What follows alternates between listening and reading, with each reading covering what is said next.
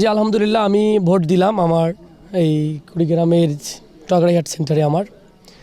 তো আমরা আশা করি যে একটা সুন্দর উৎসবমুখর ইলেকশন হবে। বাট আমরা গতকাল রাত থেকে দেখতে পাচ্ছি যে প্রশাসনের এক ধরনের অনীহা, অসহযোগিতা। আমরা লিখিত অভিযোগ দিয়েছি, আমার ছোটো ভাইয়ের উপর আক্রমণ হয়েছে, কিন্তু তারা বলতেছে যে আপনি লিখিত অভিযোগ দেন, খুব বেশি তারা অ্যাকশন নেবে না। এখন পর্যন্ত এইসব সন্ত্রাসীদের কোনোভাবে তারা অ্যারেস্ট করে নেয়। দ্বিতীয়ত হলো আমাদের লোকজনকে যে পরিমাণ সব ধরনের বাহিনীরা অসহযোগিতা করতেছে সেটা খুবই ন্যাক্কারজনক। আমরা এটা ইসির কাছে আমরা আহ্বান জানাচ্ছি যে কুড়িগ্রাম 2 আসনে কমপ্লিটলি প্রশাসনের ভূমিকা খুবই প্রশ্নবিদ্ধ আমার কাছে মনে হয়েছে। বাইরে খুব শক্তিশালী দেখাচ্ছে, ভিতরে অনেক ধাক্কাধাক্কি হচ্ছে, অনেক এজেন্টের সাথে বেয়াদবি আচরণ করা হচ্ছে। সকালে উঠেই আমার সরকারি কলেজের আমার ছেলেদেরকে ধাক্কাধাক্কি করেছে এক যুবদলের নেতা, কিন্তু কোনো অ্যাকশন নাই।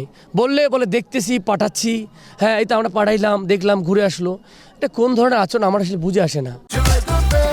Korean super spicy flavor Mr. Noodles. Oh bro, what a chat. আমি রিটার্নিং কর্মকর্তাকে ফোন দিয়েছি সকালে, বলেছি যে আমার গাড়িটা পর্যন্ত তারা আধা ঘন্টা রাস্তায় আটকায় রাখছে। স্টিকার থাকা সত্ত্বেও আমার গাড়ি আটকায় রাখার তো কোনো অপশন নাই। আমি তো বাসা থেকে বের হবো, তাই না? আমার বাসা কুড়িগ্রাম থেকে আসবে।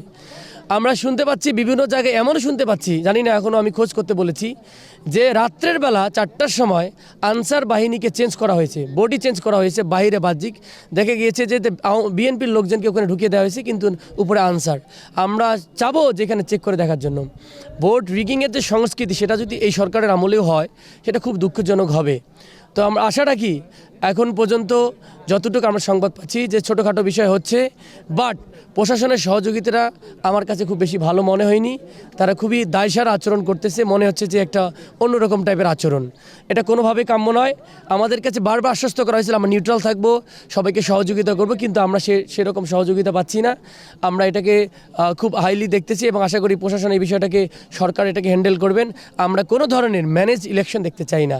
জনগণের যেটা রায় সেটা আমরা যেটা দেখবো, যারা জিতবে তারা জিতবে, সমস্যা নেই। কিন্তু আমার কাছে মনে হয় আমরা জয়লাভ করবো, আমাদের কাছে প্রচুর সারা, এই জন্য তাকে এটা ম্যানেজ করার সিস্টেম করার চেষ্টা করাচ্ছে। তো আপনার সাংবাদিক ভাইদের মাধ্যমে জানাতে চাই যে কুড়িগ্রাম 2 আসনের প্রশাসনের ব্যাপারে আমাদের প্রশ্নবোধক চিহ্ন, তারা আসলে খুব ভালো ভূমিকা রাখতেছে না।